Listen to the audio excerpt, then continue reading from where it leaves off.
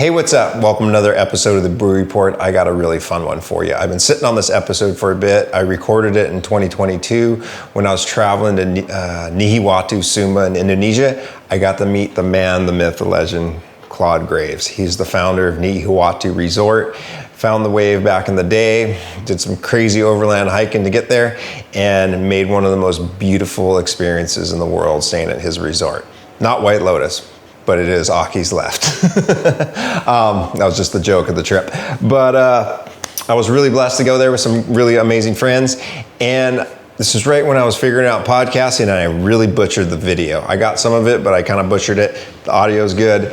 But what I did be able to do is I'm going to overlay some of this, the video that we did from the trip and some really amazing pictures of Claude's archive. So if you're gonna listen to this, you're gonna wanna probably watch this on YouTube and see the video of it. If you like this, please like, subscribe, throw a comment, really helps us. Hope you enjoy. Aloha. Hey, what's up, everybody? Welcome to the Buoy Report podcast, where we are documenting waves of energy, from big waves to renewable energy waves, thought waves, and mind waves. Hope you enjoy. Aloha. Carry on.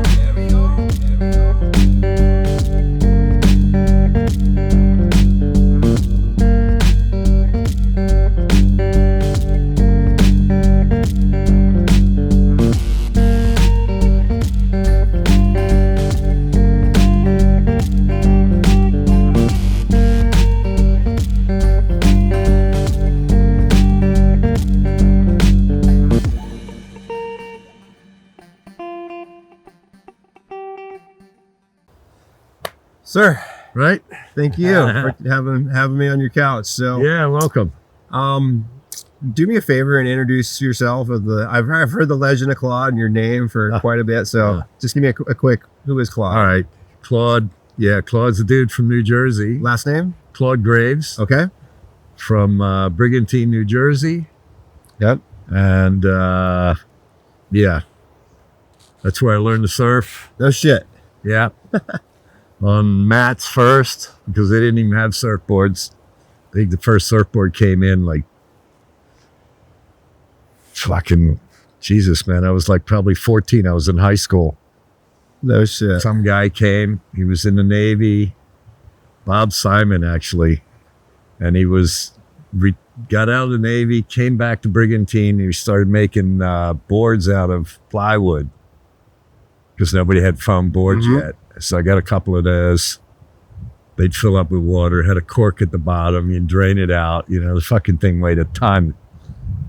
But, that's all we had. And I think it was probably like 1964 or 65, first glass board came in Ocean City. Oh, no shit. Took me over there, bought this Daytona Beach, like a 9.6. And I was proud as could be. There was only probably about 10 of us on the island that even had boards. And, miserable, no surf in the summer. It's most of the surfers in the fall. Mm-hmm. They didn't have like surf wetsuits back in the day. So it was dive suits with the thing that comes up. Yep. Between your beaver, balls. the beaver tail. Put your balls up in your eyeballs and stuff. Fucking horrible. Snow on the beach. We didn't care, Wow. We're keen. No booties, would run out with these things on. Pearl twice, run back to the fire. That would be about it, the surf experience. But, the chicks were around and we were showing off and thought we were pretty cool. And from there you started eventually one day migrating west or east? Well, Which way did you go? You went to California south. first? No, and we had Puerto Rico, everybody was on the West Coast was going to Hawaii. You couldn't afford it. It was like a long way. So our go-to real surf place was Puerto Rico and the Caribbean. Mm-hmm. And then eventually I got out to the West Coast, but that was years later. But I got to Indonesia like early on, in the early 70s. Got transferred over. I was working at West Java. I was working construction site manager for an American company. Okay. They transferred me from Saudi Arabia to West Java. It was a pretty cool project. We were right on the beach. You guys building a And, hotel or? no, we're building offshore LNG Okay. refineries. So it was all modular, do section by section, take it out. Yep. Boys would weld it all together. But I had a boat and I had a surfboard, you know, Mhm. and right across the channel was South Sumatran waves over there, and along the coast around the front side of Java. So that's where I'd be surfing. So those are your first explorations? Before were I went, actually Java. before I even knew about Bali. Wow. Okay. You know, that's where I was going, you know. That was remote. You're probably the only dude with a surfboard. Yeah. It Or was maybe all- a couple dudes coming by on boats. I didn't see anyone. They were No, and I was working with a bunch of Texans, guys from Louisiana, oil field workers, and they hated me. I had a beard and long hair, and they were like double my age or more. And, you know, they hated the hippie look. So I just stayed to myself. I'd have to go out and inspect the work offshore and, you know, bypass and go to Panaytan. It was about a 40-minute Yep. charge right across the channel. Yep. And then one day I was in Singapore and somebody told me I met this girl and she said, why don't you go out your surfing? Why aren't you in Bali? You know, I don't know. You know, so my next trip, I went to Bali and it's, holy shit, you know, I'm in. Just start trying to find land out at Ulu. Wasn't working out. Nobody had land title. Kind of exactly what it's like here right now. Okay. And so I was working like a month off and then I'd get a week to 10 days off. So I started going to Bali every month for a week and started building a house right away in Kuta. Okay. And that's how I ended up over there. So then, So your little Bali home base, and you take off up the Java and Yeah. do the jobs. And, yeah. And then the company couldn't get, I was getting paid really well. And the company couldn't get another contract. So they sent everybody home except me because I was staying. You Yep. know? And they kind of reversed the thing. I'd go to work over there about 10 days a month, just fly over, still got paid, make sure all the equipment was not getting stolen or rusting up. Yeah. And while they were trying to get a job, which eventually they didn't.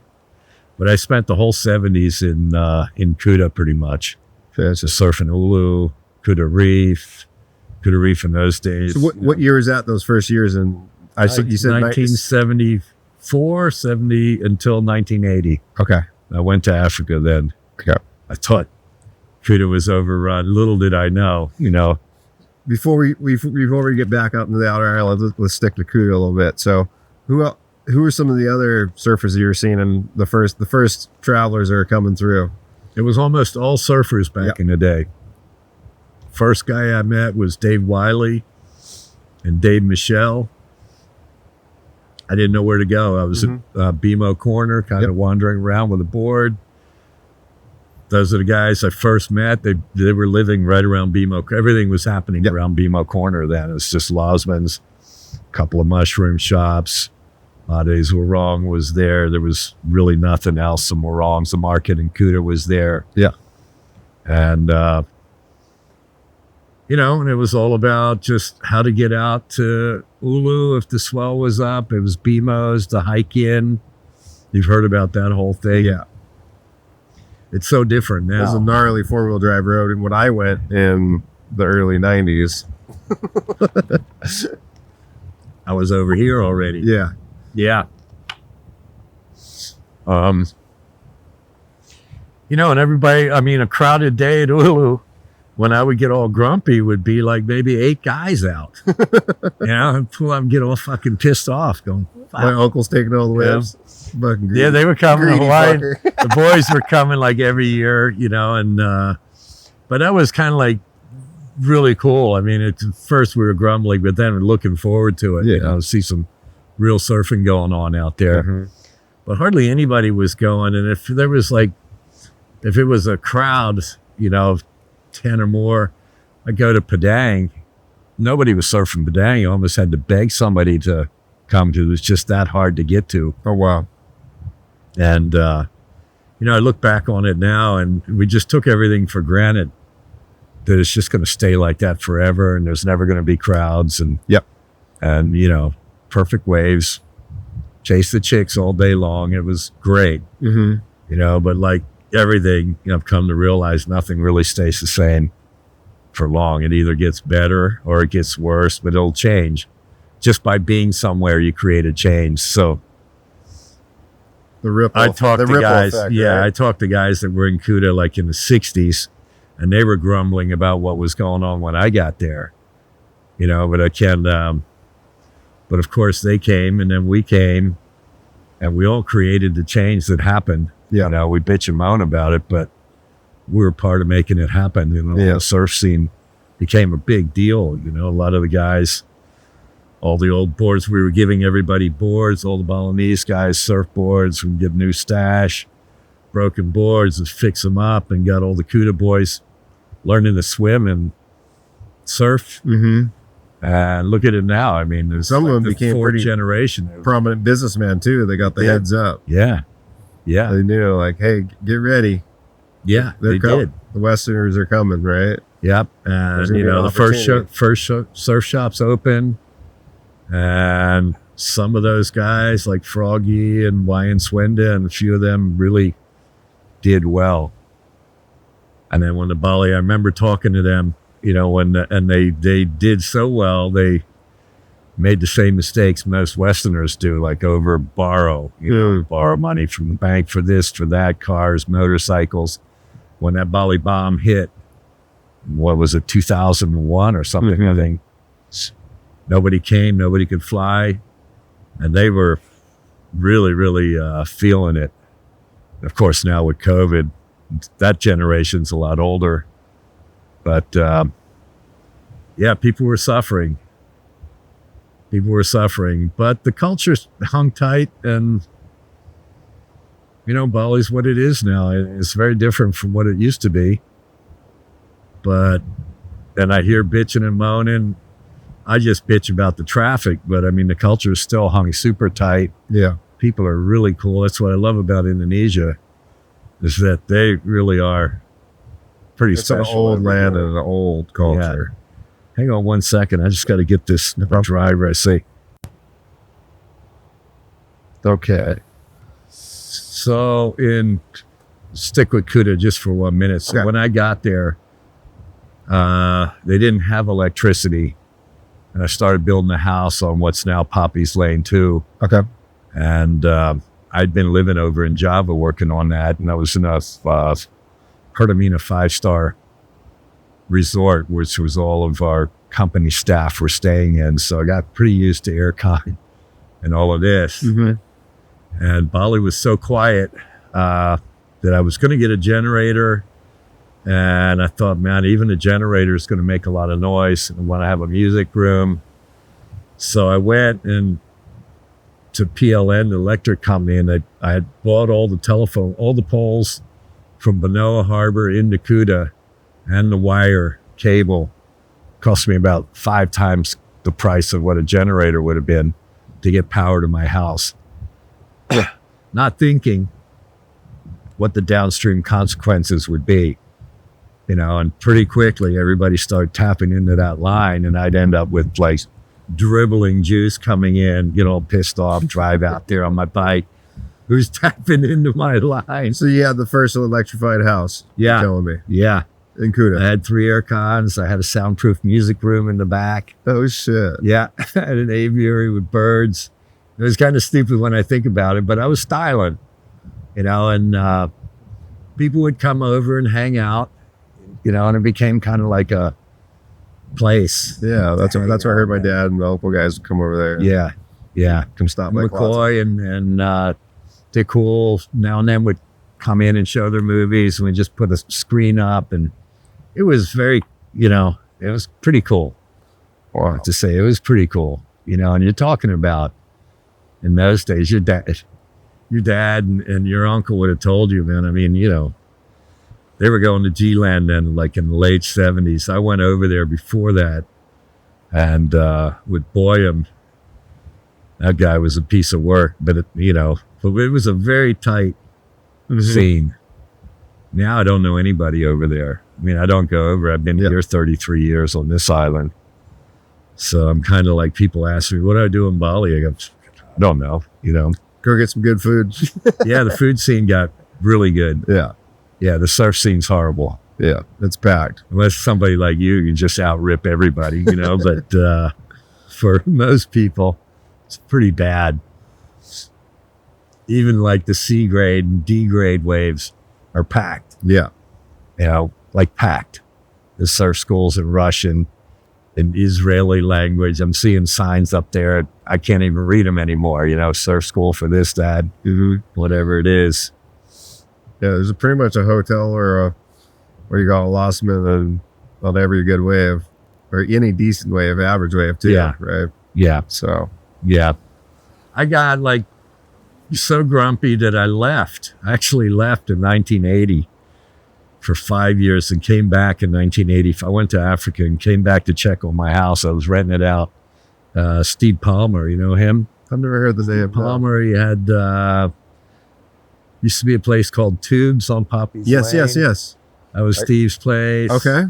And he had Oakley and Quicksilver and got in early on the brands and things. Some of the local boys. So I left, went to Kenya and had some fun over there and then come back, and Kuta had moved, was so saturated. It was now starting to go into where Seminyak is now. Mm-hmm. And of course that got saturated and it moved up to where, Batu Balig and Canggu, and now Canggu, you can't even move in there.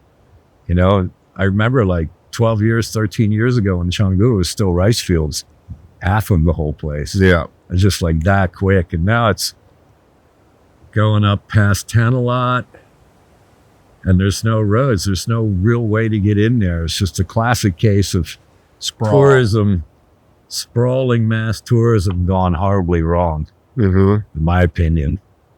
Food's good though. Yeah. If you can get to it. It was pretty interesting. We stayed on the Uluwatu before we came over here. You could see lights around the whole bay now. Yeah. All the way down the coast. Yeah. Yeah. Yeah. And there used to be no lights. It's starting here. It's just the last 2 years, there's lights across the bay here. With some friends of mine, but it's slowly happening. On the scale of how quickly it went in Kuta, I think the only thing that's saving this place is there's not waves everywhere.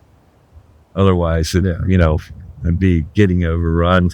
I spend a lot of time with the government too, just trying not to have mass tourism come in here because I worry about the culture and I worry about everything here, knowing what could possibly happen, if people aren't forward thinking about it. Yeah. Well, so we're on to Sumba. So year one, Sumba.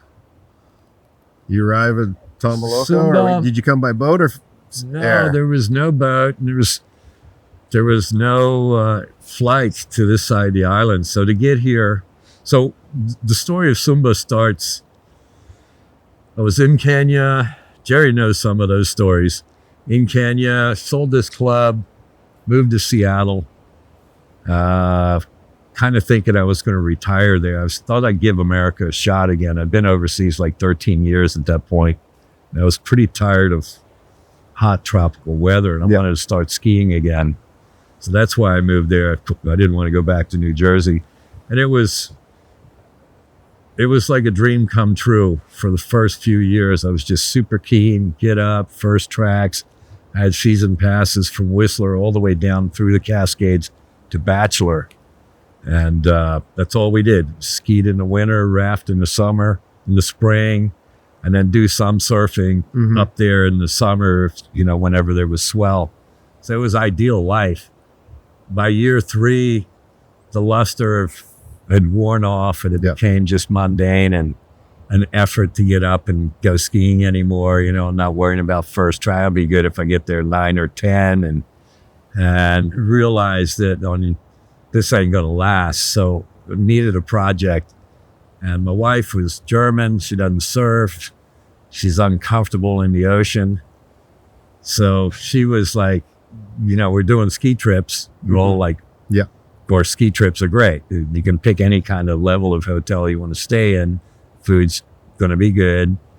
But surfing It just wasn't happening. And she said, no more surf trips with her. And I thought, oh, well, you know, I can't be the only guy with this kind of problem, you know, so why isn't there a place where I could take my wife or girlfriend or partner or whatever Yep. and not be ashamed to be a surfer in a way, you know, and not Yep.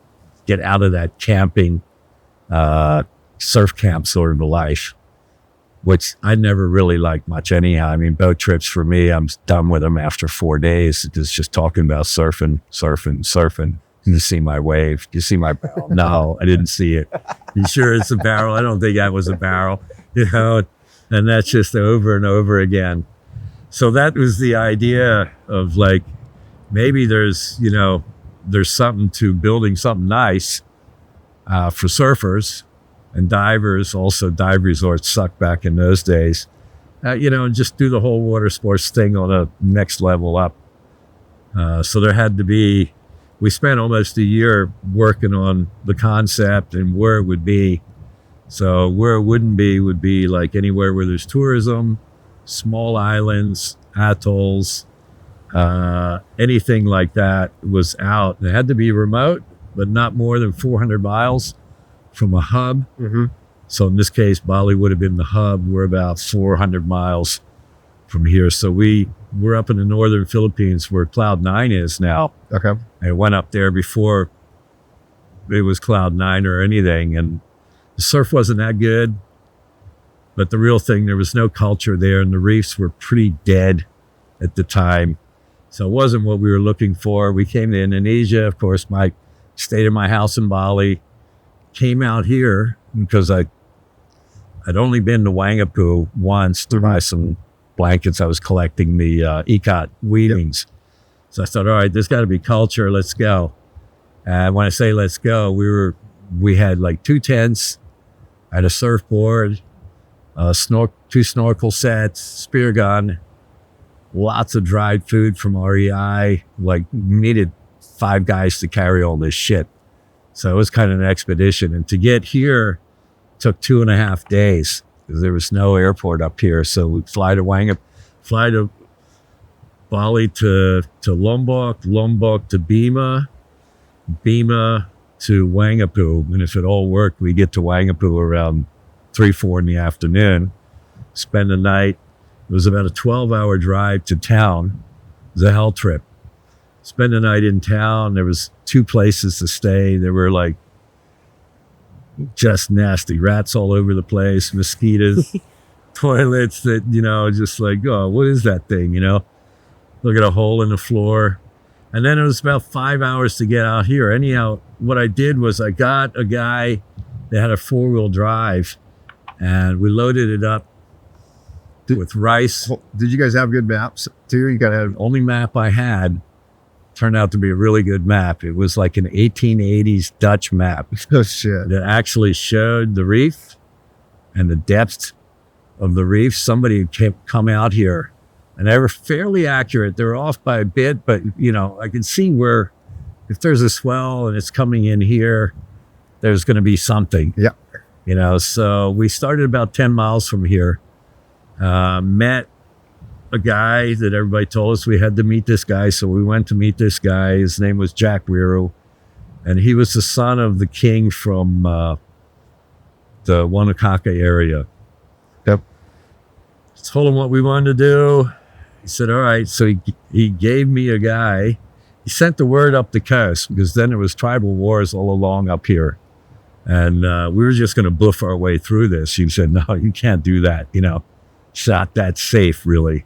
So the guy I just gave money to go get me cigarettes, Higa, was the first guy. He was 18. And he went through, and we picked up guys along the way to carry all this stuff. And then we kind of get to a boundary. Then those guys would go back home, and we'd have to rustle up a few more guys. Oh, shit. And then go, you know, another 5-7 miles to the next boundary, repeat all the way around. So we did 83 miles, 2.5 weeks, just about to the airport. Checked out every beach, every reef, anything that looked like a wave. You know, were you guys scaling or walking ridge lines or beach, or what was your route? We were walking along the beach. And then you get to the end of this beach, You got to go over the headland and then around and then over the next one. And some of the beaches were like that horrible shit. You know, you can't walk in, super steep.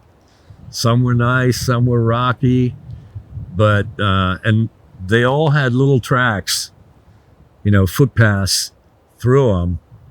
So you could get around, but it was hard work. Yeah. You know, some of them were like straight cliffs. We'd have to go inland maybe a mile to get around, come back around. You know, local guys kind of knew where they were going. They didn't know what we were looking for. The jungle is still very nobody went.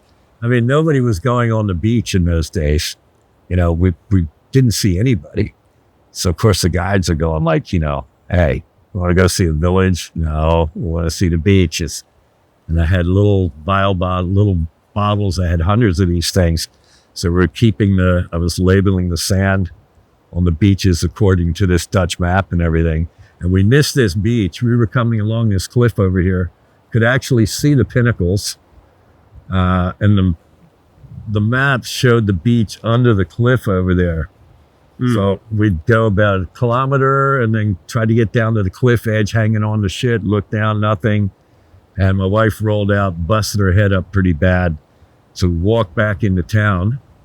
I was like a day and a half, stitched her up, come back, and we end up over there on that point, looking back this way. And I just didn't want to walk back and then back again. So we kept going. We didn't find what we were looking for. What we were looking for was exactly this: a beach that's good sand, has you know, headlands on each end, so that I knew if it's Indonesia, I'm going to have to buy all the land to keep it private. And if not, then it's going to be, you know, that's a long enough beach to have 10, 20 lozmans, and it could be a Canggu there real quick. Yeah.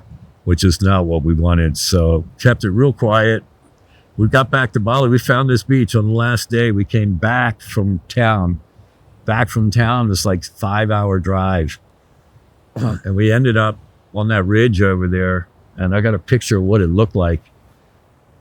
And ran down this beach. And it was low tide. And it was windy. And there was no swell. Yeah. Yeah. That's where we came in at. Peeking through the trees. Yeah.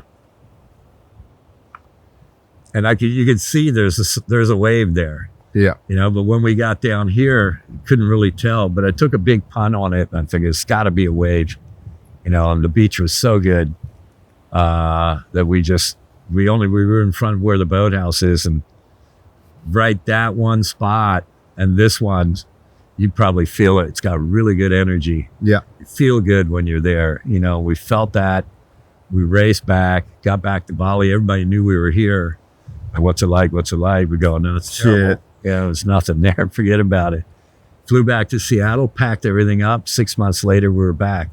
While we were in the States, I had lawyers and everything looking at how to invest in Indonesia and what the deal was. And they just started this foreign investment thing 6 months earlier, so it wasn't proven, but they said, you know, if it looks good on paper, and if it actually the government goes through with it, it looks like a pretty safe way to do that. So we stopped and set up companies offshore, overseas, came in, set this company up, moved out here, and because it was so hard and took so long to get back to Bali, that we set up this shortwave radio thing, you know, that had a little modem. I mean, it's when we had one of the original Macintosh. Oh, no. So we could do our emails and then at night pulse it over, you know, and it would take like 12 hours to send like 3 pages of stuff, you know, but the other option was to drive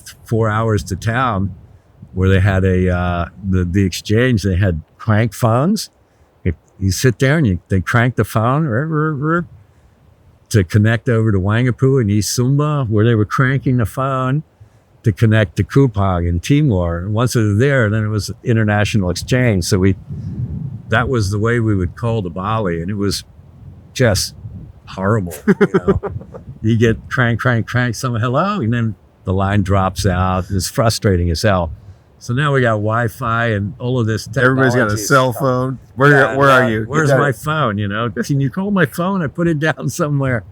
We get so comfortable with all this stuff. But back then, I mean, everything was a challenge. And we had to order all the building materials. And Surabaya went up there for a week, just had to plan out. That was the one thing I'm okay at, is building, you know, project management. So it's just, if I was short on anything, it could shut the whole project down. Even like some... On the politics and the legal land, did you have to go up to Jakarta and stuff and talk with the big dogs? Or was it all local chiefs and sitting down and beetle that chewing? I did it all local with the chiefs, because there's two ways to do it. You either go from the bottom up that way, or you go from the top down. Top down is, you know, not the way I like to do things. You give the region a bunch of money, and then he just like bulldozes his way in. Wrong people get paid. There's a lot of ill will. There's a lot, you know, you start dealing that way. So we started like 3 days a week. We would hike out of here, go to the nearby villages that had this land. And then this land, you know, where the horse stables are down there. So this was one clan, one tribe, and all the rest of that was another. And we didn't know these guys were at war with each other. So we came in 1988, the year before. Told and I talked, there's like 500 to 1,000 guys on the beach with horses and spears and stuff. Real war. Meanwhile, they're burning villages down. Yeah, killing each other. Raping and pillaging each village. Yeah, you know, and just, let's set the stage on that. So just the men still all wear swords out here. Yeah. And it's their the most universal tool. It's a sign of strength. Like, yeah. And you know, these things are still going on. So, I mean, just recently, as like a year and a half ago, the Paladesa over where goes in, he's got his land here, and he starts cutting some trees out from another guy. You know, he's only like 10 meters in. This guy's ganged up on him, chopped his head like 3/4 off, left him there. This was like, you know, like a mayor day. 4 years ago, some guys I know from about 15 miles south of here, get this one. So somebody's come onto their land. They don't know who it is, and he's showing the land. Looks like he's going to sell the land, which is what he was doing. They chased the people off. I think it was some people from Jakarta. They go running. They got this guy, Sudanese guy, and they kill him on the spot, pick him up, tie him to bamboo, and walk him about 5 hours to the police station, drop him in front of the police and said, we killed this guy. He was trying to, you know, messing with our land. You don't mess with land here. And they got 4 years, but you can talk to almost anybody. You know, consequence of going to jail here is not really a big threat, because they all say, well, we get fed, you know, and we got a mattress. Both of those things, you know, there's food insecurity around here. So sometimes people don't eat. You got a drought, you don't have rain, you don't have food. You have to give up some buffalo to borrow, whatever it takes. So there's a lot of insecurity around here. So messing with land is not fucking on the program, and you die for that. And going to jail, these guys just got out of jail. I was over like 2 weeks ago to go visit. Revenge and retribution is very... Yeah. And I've seen 2 wars where the police are just standing by. Police and army, they're there, but they're not getting involved. So they let them go.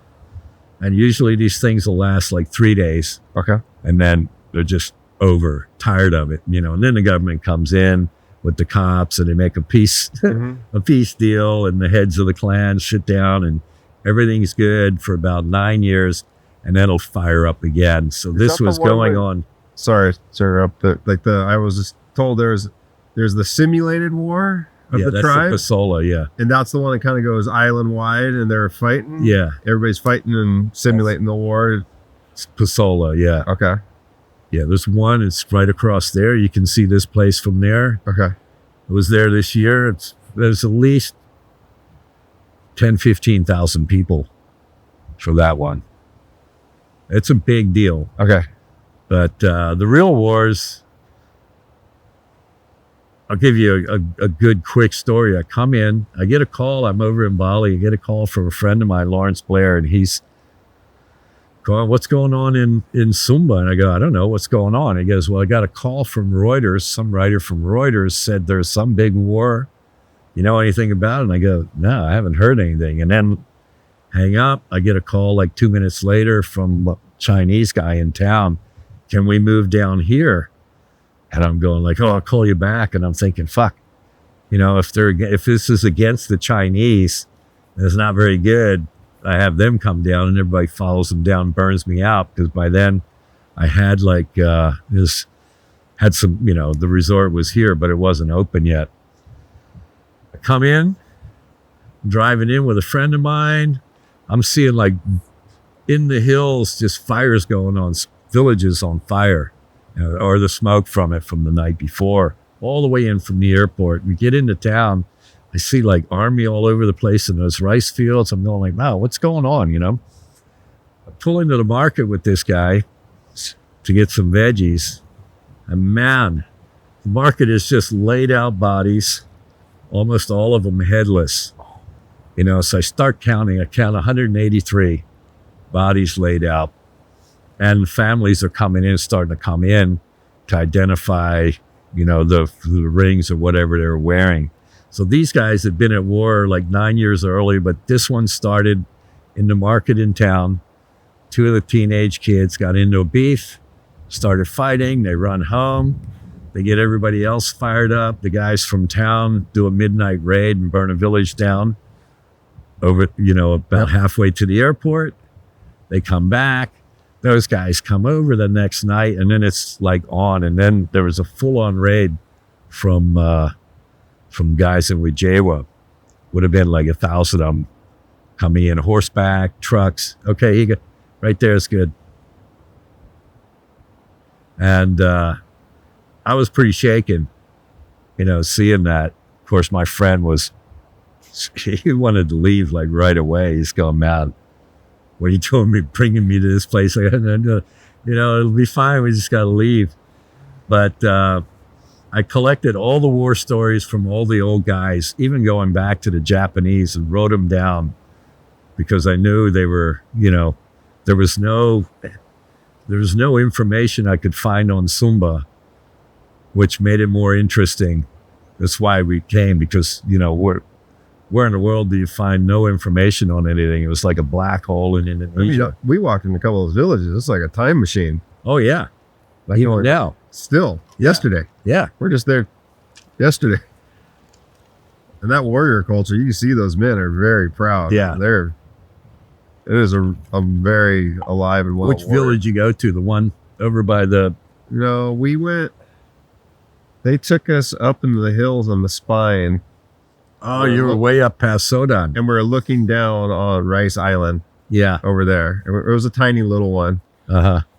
But, we passed the 3 other ones and kind of just pointed at them. And then we finally walked into one of them, crossed the bridge. Yeah. Oh, yeah. Okay. I know where you were. Beautiful over there. And we came down and dropped in down by that surf spot rope burns over there. Okay. Yeah.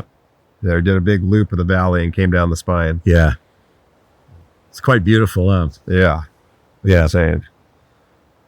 So for me, this culture, all of those stories, just got me more and more and more interested in this place. Share one more of like the old Japanese and the war. Well, the Japanese, they came through here. This land of Indonesia has been a lot of different cultures have come through and tried to conquer. Well, the Dutch had it for like 300 years. But it turns out a lot of these islands, they didn't really have them, Mm-hmm. So like Sumba, at Wangapu, they had, I've seen pictures of it, what looked like, one of those Wild West sort of army forts, just wooden poles shaved off.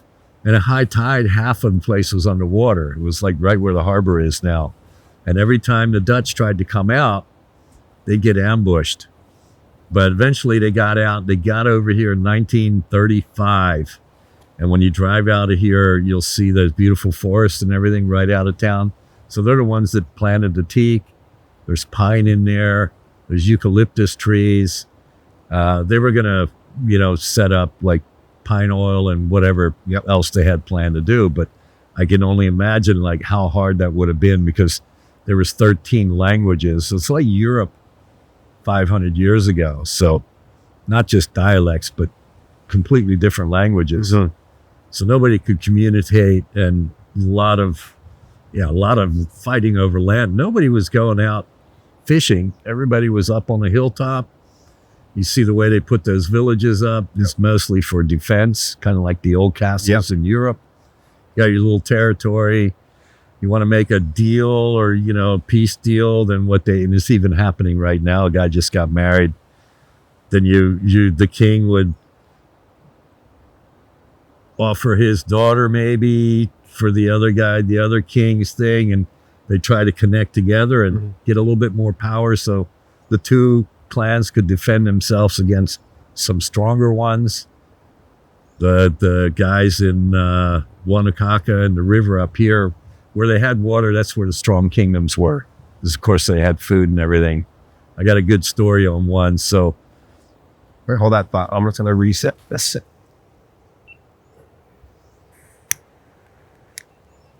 are you filming this? Kinda. It's got a good audio capture. Okay. Yeah. So I had a guy So working. good story. Yeah, I had a guy working for me, and he had a big hole in his leg, like big thing there. It came through. Clearly, it was a spear or something went through. So I asked him, and all the young guys were there, and this guy jumps up, starts doing this war dance. I'm going like, wow, and then he tells me the story of this war between those guys, which is Watakureri clan and the Rua clan. And up on the way out of here, once you get to the main road, it's hard to tell now because there's a lot of trees and forest, but it was all barren. Yep. And it was kind of going uphill for about a kilometer, and then you couldn't see what's on the other side. So these guys are coming in, and this clan used to have the land all the way to the end of the headland, but they got beat back over about 100 years, until 1988, and then the government put a boundary up between them and said enough with the fighting, and made kind of like official government line right where the horse stables are. Anyhow, these guys are coming in. He's telling me, yeah, we're kicking ass all the way, and we're going to take some more land and everything. And they didn't have horses, they were all foot guys, but gnarly guys, and they were the ones that did all the hard work. And the guys from this clan over here, I could see why they were getting beat all the time. And they were doing like the more refined work, like carving or roofing and stuff like that. But the hard schlepping was these tough guys over there. So he's going like, yeah, we're like moving them back, and they're starting to run. And then I could feel the ground shake. And I go, what? He goes, yeah, comes over the horizon. And the best I can imagine is like those old movies, Indian movies, where you see them all come up, attacking the wagon train sort of thing. He said there was hundreds of guys on horses. They made an alliance with the Wanakaka guys who were hanging in the back, and then came out when things were looking bad. And he said they all had the long spears, like these spears I got here. These spears got scalps on them. Oh shit! Those are Look at that scalps. thing. Imagine you're on your foot, and this guy's charging at you with a horse with that fucking thing, right, sticking out there. And I go, well, what do you do? And he goes, we got a way to deal with that, So you eye to eye the guy, he's coming on the horse, and you just get right in front of the horse and let the horse kind of run you over. And he said, well, of course, that guy's got him with a spear. But he said, the horse, as it hits you, you grab it on the head, and you wrap your legs around the neck, and the thing will go boof, flip straight over. And he said half the time, the guy that's riding is either going to whack his head or he's stuck under the horse. And then you get up and kill him, and he's doing the war dance. And all the kids are going, yeah, and all the kids here in Sumba grew up on these stories of their fathers and their grandfathers, these wars, it's what they got in their culture and everything. So when they go to kill somebody here, it's not like the stab in the stomach thing. It's almost always they're going to try to hack somebody's neck, get the head going. I saw how sharp those swords are. They're whacking through those coconuts. You don't want to get, yeah. Yeah, they're super sharp. And you don't see anybody walking around without them because they do get attacked. Shit happens here, you know. Yeah. So without that, you really are like a target. I come to realize. Yeah. Damn. Let's see, where do we go from there after a story like that? Yeah. Let me look back at my notes. So, how, with such a vibrant, rich culture, and we're sitting on such a decadent resort, and the people that are coming in, and the bigger cultures are percolating in, how do you preserve a rich, vibrant culture? Like, it hit me like a ton of bricks the other day. We're having dinner and we're pushing away full plates with full foods, and there's the villagers are coming out in low tide and picking seaweed and whatever else they can get off the reef for dinner that night. And it was such a, I know, it makes you think, right? I really reflected on it, and I was like, I do all the time. But look, part of our business plan was we knew we were going to be remote and there would be a culture. So wherever it was going to be, from here, we were going to Africa. If we didn't find something in Indonesia, this is the only place in Indonesia we looked at. So a big part of what we were going to do was to have a foundation and not do what every developer does, is just build your thing and forget about your neighbors. So that was going to be a big part of what we were going to do. And of course, every country is different. Every island is different. So the need is different as well. So we didn't have a clear cut thing. This is exactly what we're going to do. But we lived over there on the beach here before without water, without electricity, without cooling food. Yep. We'd go fish in the morning. I saw your kitchen. 5:30. Yeah. Come in, kitchen, eat what we could, and the rest we would send up. We had so much fish, we send it up to villages, then go up and talk to the guys. But getting back to that question, it was, so we lived like they did, even though we were way better off because I had a 4-wheel drive parked about 3 miles from here, closest I could get, and we had a Zodiac so we could fish, so spear guns and stuff. So we could kind of provide for ourselves. But living without water and living without any medical facilities, it's kind of unnerving. You know, so you got to spend a lot of time trying to get water, you know, just so you can do anything. So I had a pretty good feel of what it was like living here for the local people, and formulated, you know, what did they really need? They needed water first. So we started that on our own. When you're talking about these very rich people coming, and it's true, most of them, I have to say, contribute. They feel it, exactly what you're talking about. And that's impossible to ignore. What can we do? Yeah, there are some clowns that don't, but most of them don't come here. We get some pretty cool people come, or at least compassionate people that, and so pretty much right off the bat, I mean, at first I was kind of shy and embarrassed to ask people for anything to help. But once I set the Sumba Foundation up officially, right off from like year one and consistently through, we've been getting about an average of $650,000 a year donated by our guest for projects. So I'll take them up to villages. This village needs water. They meet the people. Average donations like $10,000. So I can scrum up money really fast. And we've transformed the economy here. And I don't want to get involved in things like changing the culture and the way they cook. So a lot of the big NGOs would come, Claude, can you help us out? We're trying to get them to take their kitchen outside. I said, no, I'm not going to do that. You know, it's up to them to decide if that's what they want to do or when, because actually having the fire inside the house, that's the heart of a house. You saw the old buildings, right? So imagine if you're looking at it from afar, and you see that long, that's called the neck, right? And up on the top, they actually call it the hair, the bulu. And then this thing that comes off the side, imagine that's the arm. So it's a guy standing there, extended neck, and then everything that's inside is where the people are living, the fire, they keep their food. They're all living in there in an orderly way. There's certain positions of the house where only men and only women and all of this. And then underneath are the legs, or these poles here where they keep all their animals at night and everything.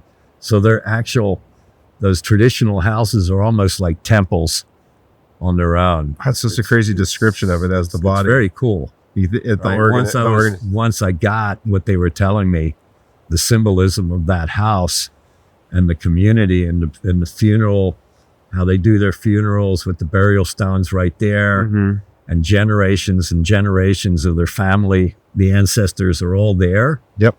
And so they tell me they can commune with their ancestors, certain ceremonies. That comes down on the top of those buildings. You'll see two, looks like lightning rods, but it's a male and a female figure, where the spirits come through on certain ceremonies, down through the legs of the house and into the center courtyard where all the burial stones are. And that's what they believe. And I've seen them in trances and everything. And I believe that, they get a lot higher than we can on that sort of a plane and commune with their ancestors. And there was a time, it's only recently, like 3 years ago, where they recognized animism as a religion. So if you wanted to work for the government or you wanted to get a driver's license, even an ID card, you had to claim a religion in Indonesia, which was, it's Muslim, Hindu, Catholic, Protestant, and Buddhist. Animism wasn't there, which by far most of the people are animist in Indonesia. Yeah. Even the Balinese they're Hindu, but they're more animistic Hindus than the Indians are over in India. So that was just recognized as a religion. That's why you see all of these guys with Christian names, Paulus, and all of these names, because their parents had to claim something. Gotcha. So the Protestants were the Dutch that came in and started that. They would come in and target a king, maybe grab the son. The son's 8 years old, 8 years old. Take him to Jakarta, be in a seminary school, teach him, the Western ways, and then drop him back off when he's like 23 here. Doesn't know shit about Sumba anymore, but he's now put in there to break down the culture and get them on the program of being Protestants. And then the Catholics started coming in, and the Baptists, and just about everybody's here trying to save the souls. It makes me so angry because the spiritualism on this island is very strong. Back to your thing. It's impossible to ignore, though, the spiritualism. I know it's impossible, but you'd be surprised. Yeah. There's some really numb people in the world. So, man, most of our politicians, ours and theirs, everybody, everywhere in the world, they're all the same as fuckers. Anyhow, I didn't expect we would have billionaires coming through here like this. I never really knew, I thought, we'd have surfing honeymooners and stuff, which we did, but turns out a lot of them had money. Yeah. And they felt it, and I spent a lot of time with them. And I think collectively, we've done a lot. We've got clinics all over. We've created an economy without being the ones and telling them what to do or how to do things. I just see a need. I'll do what I can, figure it out the simplest way to do it that's impactful but not destructive. And we go do that, and then I'll see something else that I didn't see before, and then something else and something else. So we've got projects layered on top of each other all the way through, and now we've got a situation where I've got 34 kids on college scholarships, And where are they going to work? There's no jobs. Mm-hmm. So they're all going to be ending up, the smart ones, over in Bali and over in Java. And I'm gutted by the whole thing, you know. So it does need more resorts. And if the resorts can kind of stay like this, where there's not overrun and people aren't up in the villages all over the place, and they're contributing each resort. The government now, if you want to build a resort now, they're taking NIHI as the model. Yeah. They would tell you straight up, we'll give you a development permit. You got 3 years to break ground. And if you're not doing something like the Sumba Foundation, then you're not really welcome here. So that model is, you know, pretty good. We create employment. Of course, not everybody's qualified, but there's a lot of support. Yep. You need foods, you need farmers. The hotel, actually, the food demand's not that much, but I feed like 2,000 kids a day, 2,000 for the Sumba Foundation with school lunches. That then made me able to go start creating farming communities. I put water in, put a well in, not everybody even wants to do it. A lot of people just don't want to do it. You know, they want to stay like the Sumba way, but those that do, what do they do with the money? I follow that. Mm-hmm. They're not squandering anything. Almost everybody puts the money into education for their kids, which is really encouraging for me. Yep. To see that what we're doing is, you know, they're not buying TVs or stuff like that. You know, the priority is really the family and the kids. And the culture. I haven't seen a dent in the culture yet. So that, in 33 years, that's pretty good, because in 33 years in 10 years in Bali, I saw it Real quick. falling apart. Looked like it was falling apart. It was falling apart. A lot of the younger guys, a lot of the surfer guys like Madi Kasim became like a priest, Mangku, you know, and he was pretty much a hedonist when he was a kid. I mean, I used to party with him all the time. And then I come back years later and he's like just straight up Mangku and becomes a leader, still a great surfer, but becomes a leader in his community and bringing back the whole Banjar thing in Bali for the young kids, and reinvigorated the whole culture that looked to me like it was going to collapse, but it didn't. Oh, it's amazing. A lot of the early guys, they see everybody wanted a motorcycle, because the Western guys, whatever we had, they wanted. Yeah.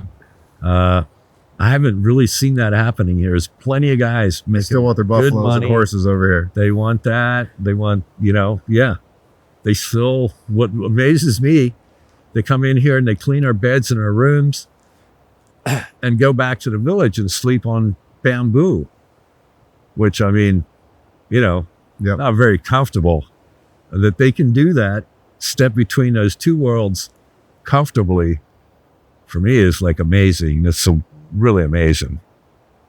Interested. They don't like most of the food, even the cooks over here. They're cooking for the stuff you guys eat, we eat. They won't even eat it. They want the rice. They want a little bit of meat if they're lucky and they're happy, and, you know, and they want to be with their families and things. And that's still pretty solid. So, but I'm like you, man. I was sitting at that dinner the other night up at Mark's.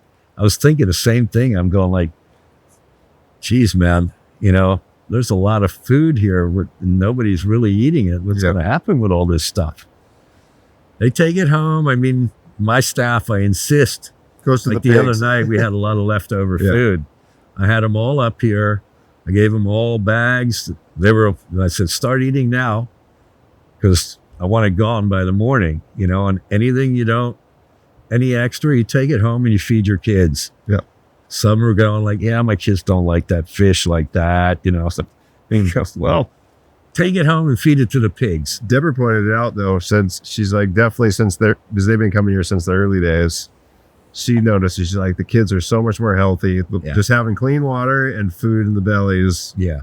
And medicine for the children. He's like, I drive down the street now. You can see it. And there's so many kids. We never saw kids. You know, they were dying. The kids were dying. malaria was taking out like 30% of the kids before they even got to 2 years old. It was horrible. Wow. You know, there was no clinics. There was nowhere to go to. No water, no hygiene. I mean, this place was really, it was really hurting. I see it now. I go like, holy shit, man, there's kids everywhere. They're not dying. What's going to happen to all these kids? And they're like easily 6 inches taller No shit. than they were when we first came. Yeah, malnutrition was a huge problem. We don't even have to really do anything here in this area anymore. My goal with the foundation is, you know, is to shut it down if we're not needed anymore. I don't really want this to go on forever. Yeah. So if we're not moving out, which we are, to other areas, then I'd be almost ready to shut this down. You know, when I bring it up with all the staff, they're shitting themselves, but they don't take me serious, but some know I'm serious. Mm-hmm. The kids are healthy. They're looking good. There's always a few that fall through the cracks. Most of that's got to do with the parents. There's actually parents here that don't even want their kids to go to school. The government goes and forces the parents to put them, it's mandatory. Everybody goes to school now. There was nobody in school when we first came. In fact, the first school, we came in 88. The first school in this whole area here was built in 1985. Pretty much just to teach Bahasa Indonesian. Mm-hmm. That was the motivation for the schools. So these languages, so people could start communicating with each other. Then we get some guys that are like really in the top. I had one here, man. I'm not going to drop names, but top, I think he's number 3 or 4 in the world, wealth-wise. Didn't donate anything. You know, which kind of blew me away. So I'm going like, what the fuck is that about? You know, talked about it a lot and everything, and said he would. Showed him the tours, but didn't. And I guess that's all right too. Kind of not all right. But most people do. Well, I don't think he's listening. I don't have that big of an audience. Yeah. Okay. Well, that's fucking awesome. Good on you, Claude. That's, Yeah. I think, you know, I don't know. I've got the same worries, and I see it all the time. And sometimes I sit here and go like, fuck, you know, it doesn't feel right. Yeah. To be sitting here and having the tea and all the stuff. And, you know, it's almost like colonialist era, except we're not colonialist. Mm-hmm. And all I'm wanting to do is help. Yeah. Any way I can. And I've helped tens of thousands. I wonder if like, just through this one little place here. like in the colonialism in Hawaii, it started with the missionaries. Yeah.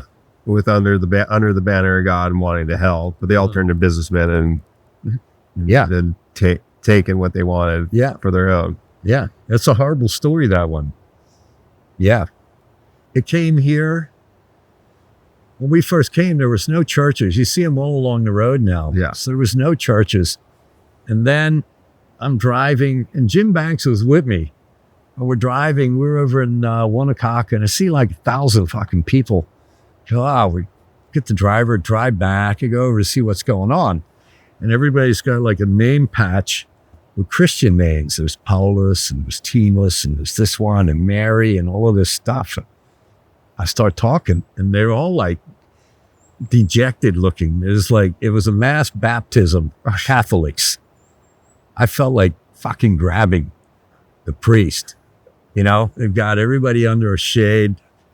They got their names there. They don't know what's going on. The head of the clan converted. So that's where they kind of weasel in. And if you can get the head of the clan, he's on his deathbed or whatever, he's sick, he's going to convert, then, you know, everybody's going to follow the lead. And I saw that, and that was about 1991. I was deeply upset with that. And then like around 2007, 8, and 9, all of a sudden these guys from the States started showing up, wanting to build churches, you know, and I was so pissed, man. I was just furious. And I had a personal experience with one. I'm over in the States fundraising for the Sumba Foundation. I meet these 3 guys, and for lunch, and I hadn't quite got it yet. And had I met this guy, the guy I met the next day told me, be real careful who you take money from, because money always comes with strings attached. Mm-hmm. I didn't know that. Anyhow, these three guys want to go over to Sumba, say they want to help the Sumba Foundation. They want to do a recon. I was over there for a month. I said, okay, go ahead. I'll have my manager here take you around. So I don't hear anything. I come back a few months later, just up here, I'm seeing like some rocks piled up, and then a few weeks later, some sand, and then some building stones. And I'm going, well, somebody's building a house. What's going on? I'm asking. Everybody's shrugging and stuff. And then I'm in one of the classrooms. We're just building toilets over in the school. And one of the teachers comes up and just unloads on me. What are you doing with our church? You're stopping the church, and all of this. I go, wow, what are you talking about? She goes, yeah, your friends came out like a half a year earlier and told us that you sent them out to build a church. And I'm just listening. I'm going like, I don't do that. I'm neutral on government. I'm neutral on religion. We don't do that. She goes, yeah, these guys said that they're representing you. And I go, what? You're talking about all those rocks up the road here? And she goes, yeah. And now there's nothing happening. And she's yelling at me. So these kids are all looking, and I'm like backpedaling. She all like 90 pounds and old. She was tall and skinny, for Sudanese, but she was loud, man. So I come back and I ask my manager, I go like, what's up with this thing? I just had this experience and everything. And I could tell right away. He looks to the ground. When the Indos look at the ground first, you got him on something. Mm-hmm. So I squeeze it out of him. These fucking guys, they come over, say that, yeah, Claude sent us over, and want to build a church. And it was some offshoot of something, some sort of Baptist. I don't even know what they were. Yeah. Anyhow, that's what had happened. So they gave him $10,000. They gave my manager $10,000. And he's not telling me anything, right? So, by the way, the reason he stopped delivering stuff is because he embezzled the money. He took the money. So yeah. So out of the 10, there's about maybe $500 worth of material dropped on the site, and the rest of the money's gone. So I fire him like right away, and then I'm so angry. I sit down and I'm just like livid. And I write this letter and I send it to a friend of mine who's working at the New York Times. And I said, and I still got it. And I said, would you run this? And this was about what's going on with missionaries and how they're, how bad, terrible these guys really are. He said, yeah, we'll run with it. So then I sent that letter to these guys and I said, you got 1 week to get out here. And here's the letter from the newspaper. They're going to run with this story. These guys came out. I had my driver pick them up, bring them to every village here, go into the village and apologize and say they're not doing the church and I've got nothing to do with it. But this is what was going on, and there was churches popping up all over. And I tell all these guys, I go, look, man, it's so easy to get money in America. If you're a priest and you go like, we've got a mission in Sumba going up, in 1 month, they could collect 10 grand. Yeah. They'd probably collect 20, 30 grand. Sunday. On the Sunday thing, put it in the basket coming around and, put a third of it into the thing and the rest, whatever they do with it, it's just so corrupt. So this is what was going on. It's slowed down. It's almost stopped now. I guess they found another place to go to, and all of those churches are starting to fall apart, right? Because they were built badly. Yep. They start coming to me about 2013, 14. Hey, Pac, can you make a donation to our church? And I go, fuck you. What did I tell you 10 years ago? No way. What's it for? Oh, the floor is falling apart. I said, what did I tell you? I said, you don't come to me and ask me for anything that's got to do with religion. And I told you that these guys are going to walk away, leave you on your own, and there's going to be no more money coming. And now all of your flock or whatever they call them, we're going to have to start paying money. that you don't have, by the way, which means you got to cough up a pig. Yep. Everybody's got to donate some animals, flog them, buy the stuff. And it's exactly what happened. And this Bethel one, there's a new one. There's a couple of new ones I saw going in, which look pretty seriously funded. I looked into those, and they're actually Chinese guys that converted in town. And now they've got those guys. There's a couple Catholics, a couple Protestants, and now there's some Muslims. And I swear to you, man, they compete on who's building the biggest church now. So like the Protestant church was pretty big, but then this other dude builds a Catholic church that's about 30% bigger. Protestant guy adds an addition on, Some gold columns gets up it front. bigger, and they go bigger and they bigger. And then the mosques started coming in. They only started coming in about 15 years ago. And now they got giant mosques because the government in Java is like pushing everybody to the east. They want to colonize these islands, and create Muslim enclaves. That whole thing is so messed up. They should just leave people alone, and so it's kind of like all I want to do is help. Give them water, give them medicine, give them opportunities, and then the rest is kind of up to them. Yeah, I can't tell them what to do. I don't even know what I'm going to be doing tomorrow much. Yeah. Well, good on you, mate. That's insane. Yeah. Let's shift gears to a little surf lore. Okay. So we got these pictures in front of us. Uh-huh. I wanted to go these ones. Let's see. These ones of McCabe and McCoy coming out here, and Jim Banks. Right. So That's just- we come back. There's a couple different trips I think that are blended into each. There's a bunch of trips. So Yeah.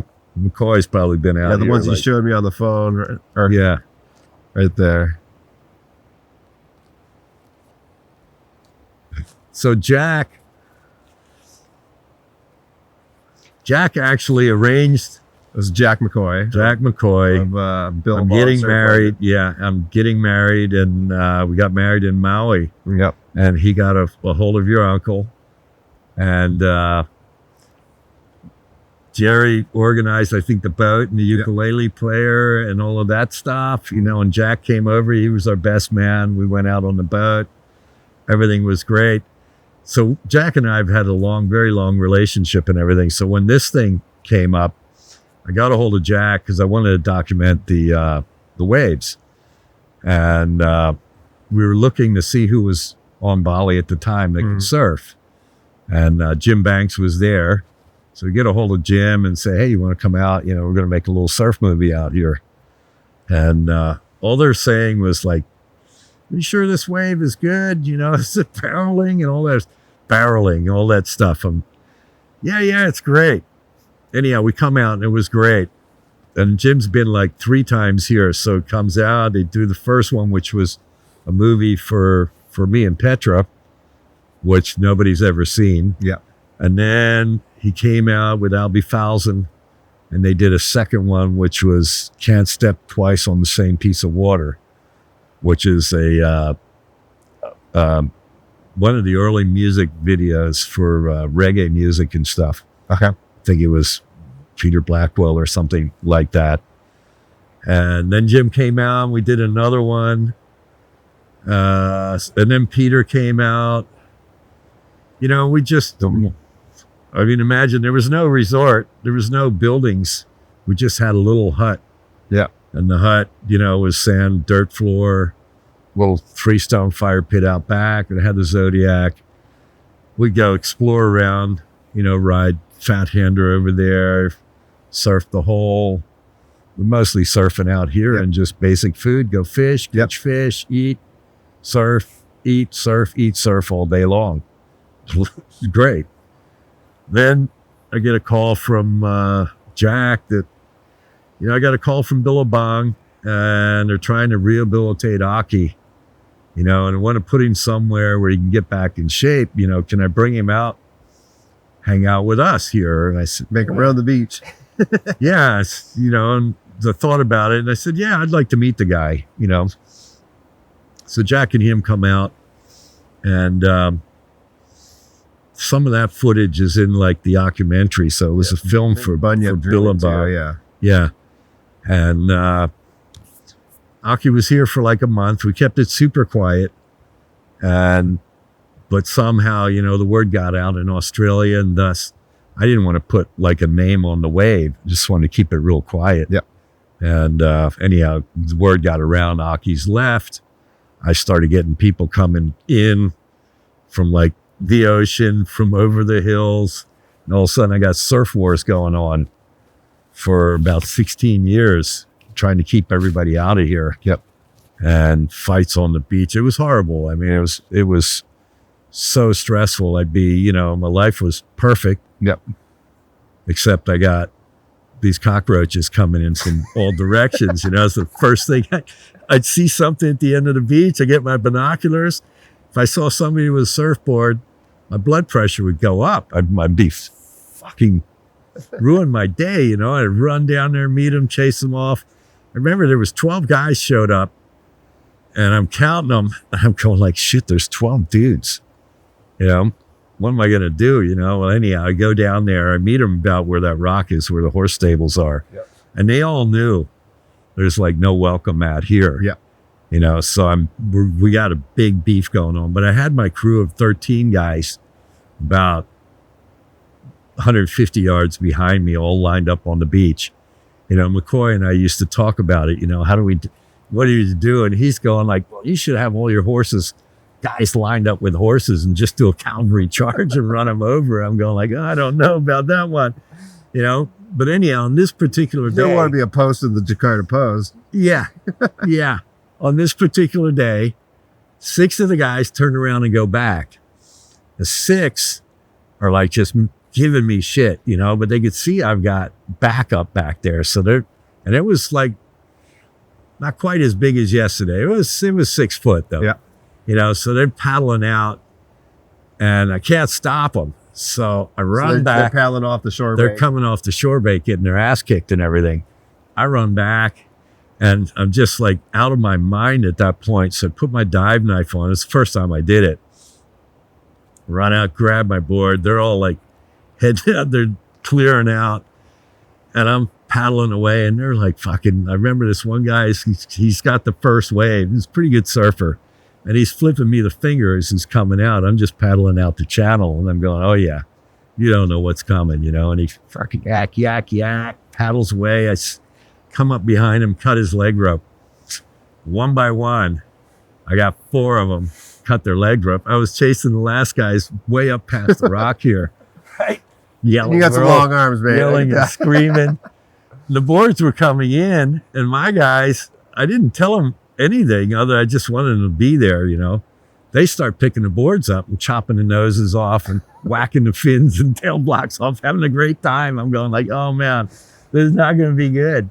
Anyhow, they all washed in and took off, and then the word was around, and then they started this blog, this chat site on me, biggest asshole in the world, and this started going on and everything. But you guys had official private rights because of the tribal law? No, at that point, no, Okay. I didn't. I had the support of the local government, but they didn't know what the whole surf thing was about. I didn't want to turn into Uluwatu and Kuta. Yeah. And by then I had the land. So legally, if you got to the beach, the only way you could get to the beach was by trespassing. So I could call the cops. Usually they would get the driver, but by then the word was out, so the drivers would be driving around trying to find an entry point. Maybe the guys would walk down through there. The driver would stay in the car. Cops would go find him, drag him down. They'd have 2 or 3 guys there at the boathouse with the boards, scaring the shit out of them, all of this stuff. Then the boat started coming, and Paul King started showing up, dumping trash and stuff. And we just went through this whole thing. And then Tony Eldrington pulls in one day, and I'm in Bali. And I'd always told him, because he's an old friend of mine, like, look, if I don't have gas, of course, come in with your surf charter boat. I don't care. But if I got gas, then it's going to be a problem. Maybe doodle around a while. We didn't have a whole lot of guests, not like now, back then. So what's he do? He comes in. I don't know. He doesn't tell me.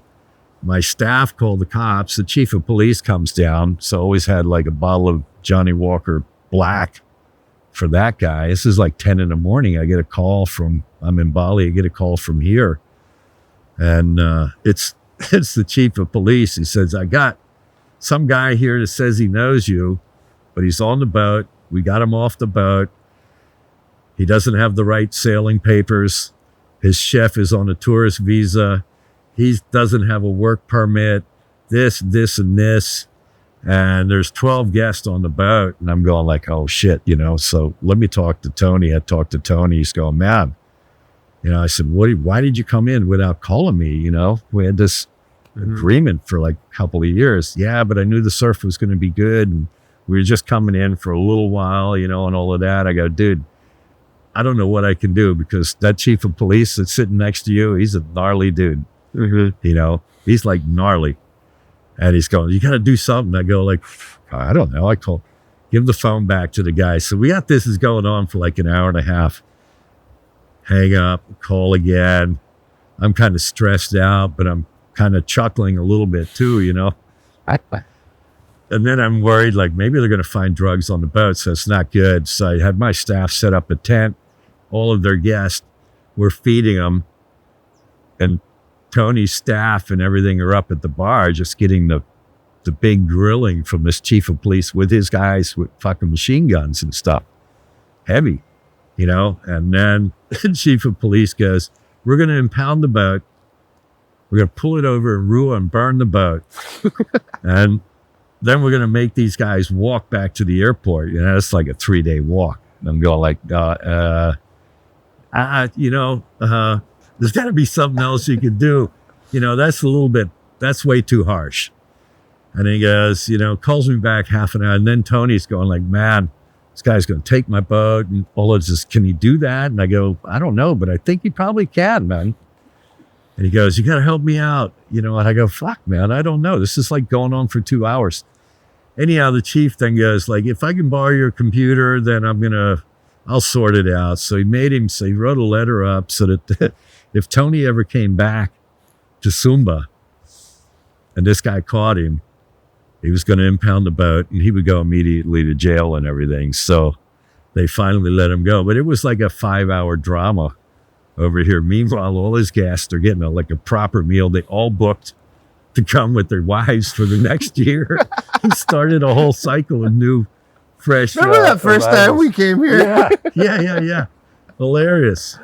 But yeah, that whole surf thing was like so stressful because I knew, we talked about it earlier. I saw what happened to Bali, and I've had to go at like all of these guys, Bob Hurley as well. I said, man, you guys come here,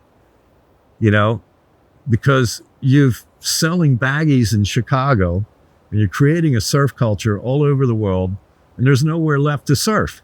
And I'm blaming you guys. I'm calling you guys out for being part of the catalyst of the whole problem, and all of these guys. And I'm sorry for taking a GoPro out yesterday. Yeah. I sent you those photos. This, all right, everybody knows what this wave is and you're not getting in here. Okay. But if I would to take you on a surf trip to other waves, I'd say leave the camera at home because it's just not. So where does it stand today?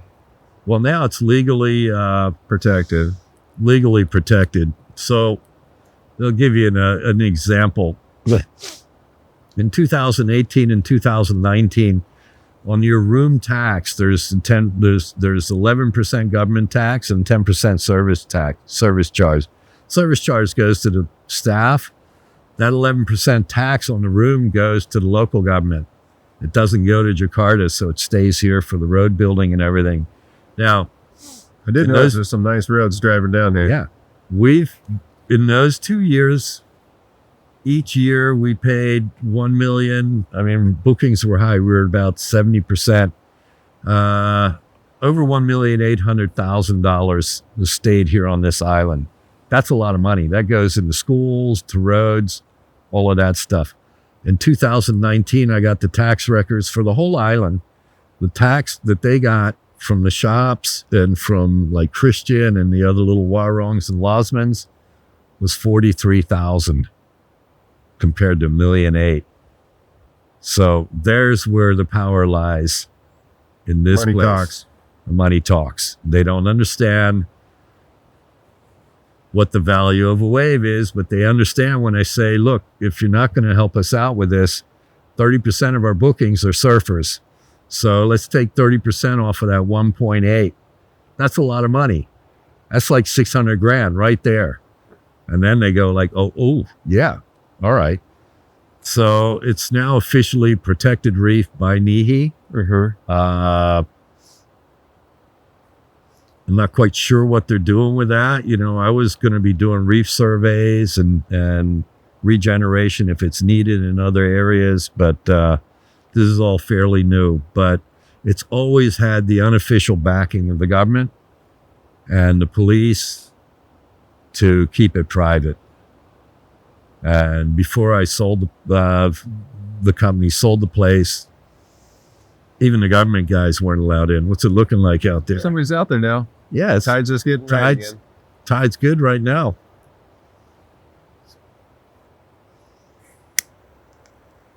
Yeah, so I was in Fiji on both sides of the coin as a surf guide and lifeguard.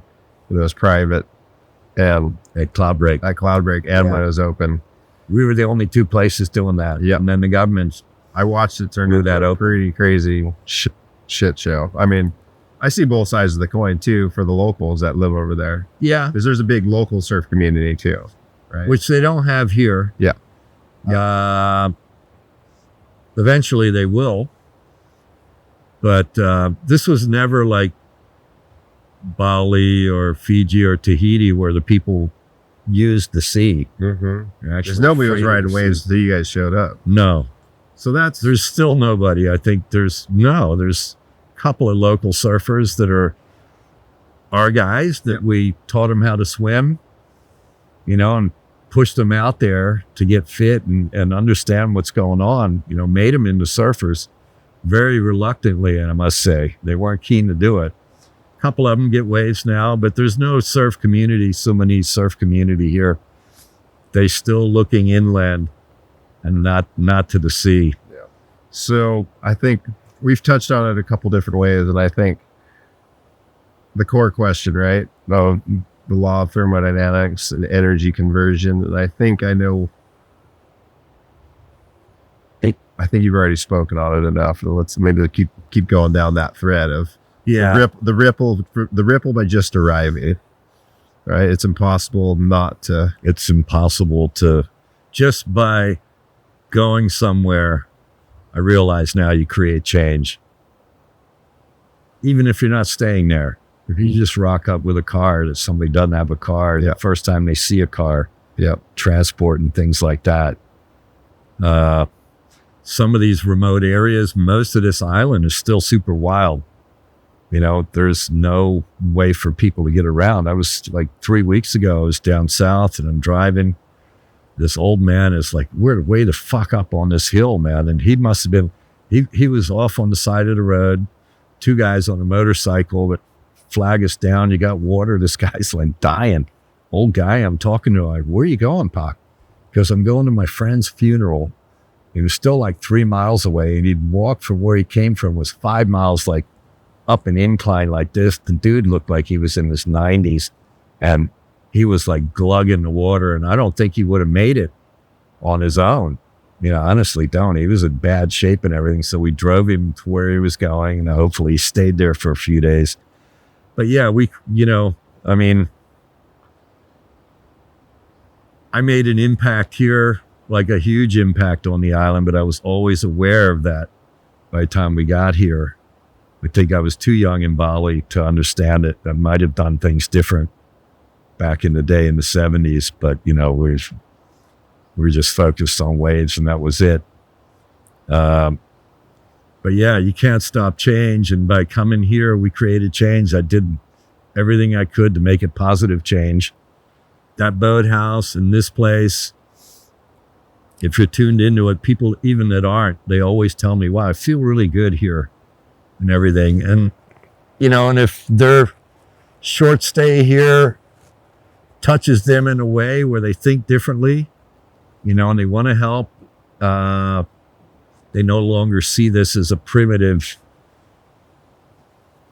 island culture. They see it as a beautiful thing, you know, that's even more beautiful in a way than what we have in the West. And I do see that, you know, I mean, what they have here is community, which you probably still have in Hawaii, but in most places in the States, it's gone, man. You know, you fall through the cracks, you're sleeping on the street. That doesn't happen here. You know, so they have something very valuable in my eyes that we lost in the West. And the longer it keeps going, I think it's going to go for a while. I'm astounded that things haven't really radically changed. And giving water and better health and education, which is basically all we do, different levels and everything, and letting the people decide what they want to do with it, and not trying to influence, hey, you got to educate so you can become a banker or some shit like that. You know, it just, then I think I've done the best I can. Well, it's pretty evident, man. So thank you very much. Thank you for sitting down to chat with me. Man. That was really pleasure. awesome. That was so nice to meet you, man. nice. I think this full circle of life sometimes, right? Yeah. We'll go off record now.